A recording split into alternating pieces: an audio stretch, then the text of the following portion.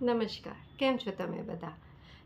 Last વિડીયોમાં મેં share કર્યું હતું કે હું મારી સક્સેસ સ્ટોરીઝની series I am going to share.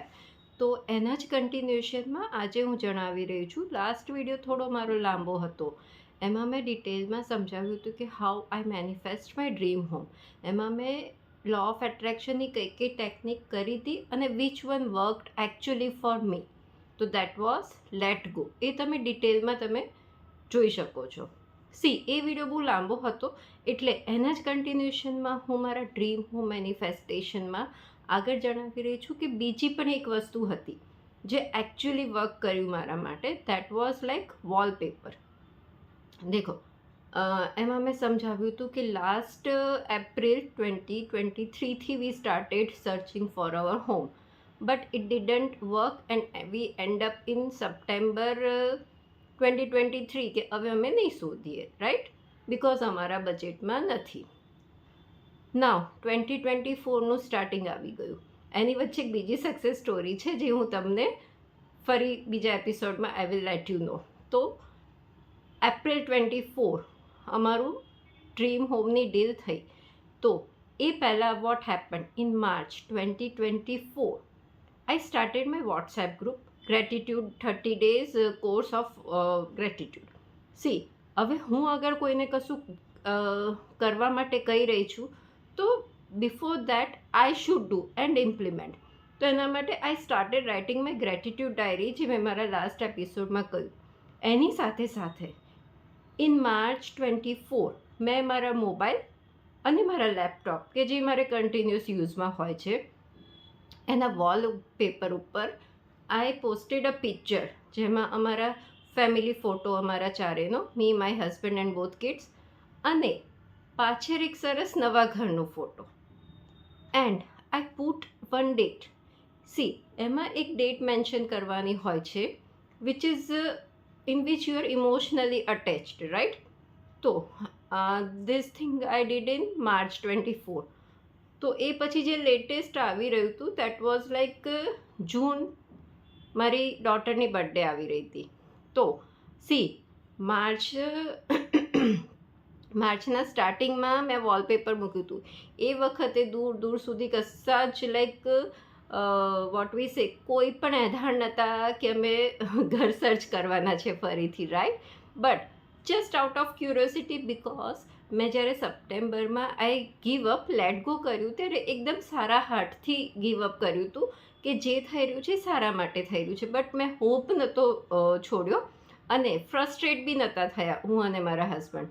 તો just out of curiosity and positivity મેં મારા લેપટોપ અને મોબાઈલ પર વોલપેપર મૂક્યું, જેમાં એક અમારા ચારેનો ફેમિલી ફોટો, પાછળ સરસ નવા ઘરનો ફોટો, એન્ડ એમાં એક ડેટ જેનાથી આપણે ઇમોશનલી અટેચ્ડ હોઈએ કે ભાઈ આ ડેટ ઉપર we will be in our new home. તો મારી ડોટરની બર્થડે આવી રહી હતી જૂન. સો આઈ થોટ ચલો જૂન મૂકી દઉં. તો I put that particular date June 2024.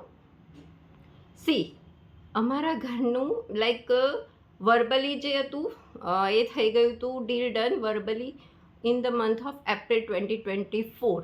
જ્યારે મેં વોલપેપર મૂક્યું ત્યારે દૂર દૂર સુધી કોઈ જ સંકેત નહોતા, પણ ઓટોમેટિક એવી સિચ્યુએશન થતી ગઈ, યુનિવર્સનો સપોર્ટ મળતો ગયો અને વર્બલી અમારી ડીલ ડન થઈ ગઈ હતી in the month of April 2024 અને એકચ્યુઅલ રજિસ્ટ્રી થઈ in the month of June 2024 કે જે મેં ડેટ મેન્શન કરી હતી. નો ડાઉટ એ પર્ટિક્યુલર ડેટ પણ નહોતું થયું, that I agree, but month was June 2024 અને એ પણ જૂન મંથ એન્ડ થાય 30th અને એક દિવસ પહેલાં મારી રજિસ્ટ્રી થઈ. તો એકચ્યુઅલી ઇટ વર્ક્સ. આપણી નજરની સામે આપણા મનમાં સબકોન્શિયસલી એ વસ્તુ પોઝિટિવિટી સાથે અગર જઈ રહી છે તો એ એકચ્યુઅલી ફૂલફિલ થાય છે. તો આમાં મેઇન વસ્તુ એ છે, never give up, give your 100%. તમે જે વસ્તુ કરો છો એમાં તમારું 100% આપો, અને એ પછી પણ એ વસ્તુ નથી થતી તો જસ્ટ લેટ ગો, કે જે થઈ રહ્યું છે સારા માટે થઈ રહ્યું છે. મારો તમે લાસ્ટ એપિસોડ જોજો, એમાં અમારું લાઈક એ અમારે નક્કી હતું કે નવું ઘર જોઈએ છે, but not at the cost of stress, because અમને જે ગમતા હતા એ બધા અમારે ઓવર બજેટ જઈ રહ્યા હતા. તો અમારે એ વસ્તુ નક્કી હતી કે ઓવર બજેટ નથી લેવું. So we give up, let go, કે ના, ભગવાન જે કરી રહ્યા છે એ સારા માટે કરી રહ્યા છે. સો જ્યારે આ ડીલ ડન થઈ, ધેટ વોઝ લાઈક સામેથી અમારી પાસે આવ્યું. એ મેં ડિટેલ લાસ્ટ એપિસોડમાં બતાવ્યું છે કેવી રીતે આખી વસ્તુ થઈ. તો વાતનો સાર એ છે કે ટ્રાય ઈચ એન્ડ એવરીથિંગ, પૂરી શ્રદ્ધાથી કરો, પેશન્સ રાખો, ગીવ યોર 100%, મહેનત પૂરેપૂરી કરો.